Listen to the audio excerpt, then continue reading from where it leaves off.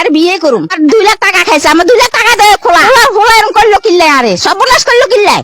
ঘটনা হচ্ছে নোয়াখালী থেকে 50 বছর এক বৃদ্ধ মহিলা কিন্তু বরিশাল এক যুবকের বাড়িতে বিয়ের দাবিতে অন্বেষণে বসছে, আপনারা দেখতে পাচ্ছেন। তবে মহিলা জানিয়েছে যে দীর্ঘদিন প্রেম হয়েছে, প্রায় 8 বছর হয়েছে, অনেকবার শারীরিক সম্পর্ক। তবে ছেলের বাড়িতে আসার পরে কিন্তু ছেলে কিন্তু ঘর তালা দিয়ে লাপাত্তা। খালি আর বাড়ি আর লগে হ্যাম করছে নোয়াখালী অন হেতে আই ঠিকানা ঠিকানা দিছে হেতে আই হচ্ছে নাই খুঁজতে আর কাছে ছবি আছে খুঁজতে অন হেতের বাড়ি আইছি অন আই দিয়ে ঘরে তালা মারা আরে দিয়ে ঘরে তালা মারি তুই গেছে। তবে মুঠোফোনে সাংবাদিকদের সাথে কথা বলেছে ছেলে বলেছে যে তিনি বিয়ে করতে নারাজ। তিনি এও বলেছেন যে প্রেম করা যায় তবে বিয়ে করা যায় না, এটা কি আপনারা জানেন না?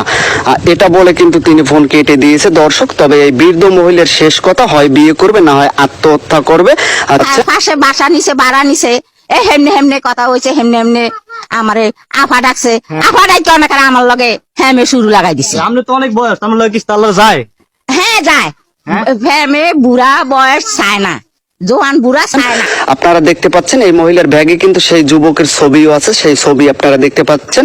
তবে যুবককে চিনলে অবশ্যই কমেন্ট করে জানাবেন আপনারা চিনেন কিনা। এই যুবকের সাথে তার দীর্ঘদিন প্রেম ছিল, হয়েছে শারীরিক সম্পর্ক, এখন বিয়ে করতে নারাজ যুবক। তবে তিনি এখান থেকে নড়তে নারাজ, এক চুল পরিমাণও নড়বে না। সেই বৃদ্ধ মহিলা তার একটাই কথা যে আমার কাছ থেকে অনেক টাকা পয়সা হাতিয়ে নিয়েছে সেই বরিশালের যুবক, এখন বিয়ে করতে নারাজ, বিয়ে করতে চাচ্ছে না।